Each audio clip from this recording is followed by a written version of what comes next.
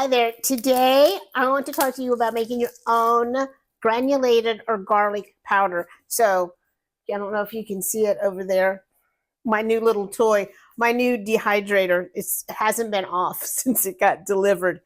And I wanted to do garlic with you. Now, we have done onion powder before, and you can do your onions in there for your onion powder, or you can do your garlic in the oven as well. You know, your oven's just going to be on for a long time if you have an oven.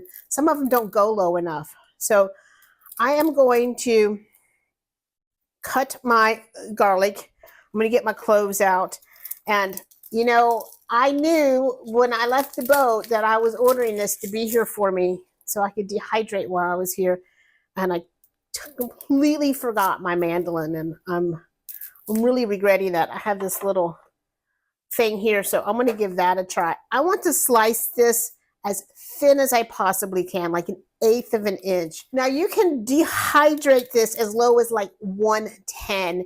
It will take longer, and that's okay. I like to do mine between 125 and 135, and you do get it adds a little flavor. You do get that kind of roasted flavor to it, and I like that. So I use a whole lot of garlic and onion powder, and that was one of the things I wanted to stock us up on while I'm here, is some dried herbs and our onion and garlic powder. Now we can use this dehydrated garlic, and you can use it in the chips and just munch on the chips, or grind them later, leave them in the chips. You can grind it down to, it's like granulated garlic where it's still kind of big pieces, which are perfect for like those Montreal steak seasonings, or you can take it all the way down to powder. Well, I will say it has a sharp little blade. The disappointing thing is that I can't adjust it. I think the thing about dehydrating is it really helps build your patience, because you just want to dump it right and go, but you really got to lay it out. Everything has to have its own space. So I'm going to get this in the dehydrator. I'm going to fill this one up too, and I'm going to go 125 and probably 8 to 10 hours. So here we are, all nice and dried. And you really want these dried. You want these to have a snap, right, and really be brittle.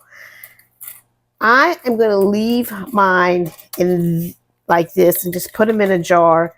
That way I can just do what I need to when I use them. So if I want fine, or if I want it really chunky, I might even want to do something with them like this. So I'm not going to grind them up. I'm going to save them like this, and then I'll grind them as I need them for what I need it for. Now again, you can do this in your oven. If you go over to the recipe, it has instructions for doing it in your oven. If you don't have something to slice it really thin, just chop it as fine as you can chop it. Spread it out on your baking sheet in the oven, or if you have a silicone mat for your drying rack. So there you are. It's just that simple to make your own homemade garlic powder, whether you do it in the oven or you do it in your food dehydrator. And when you're picking out your garlic, make sure your garlic is grown here in the USA. See y'all later. Bye.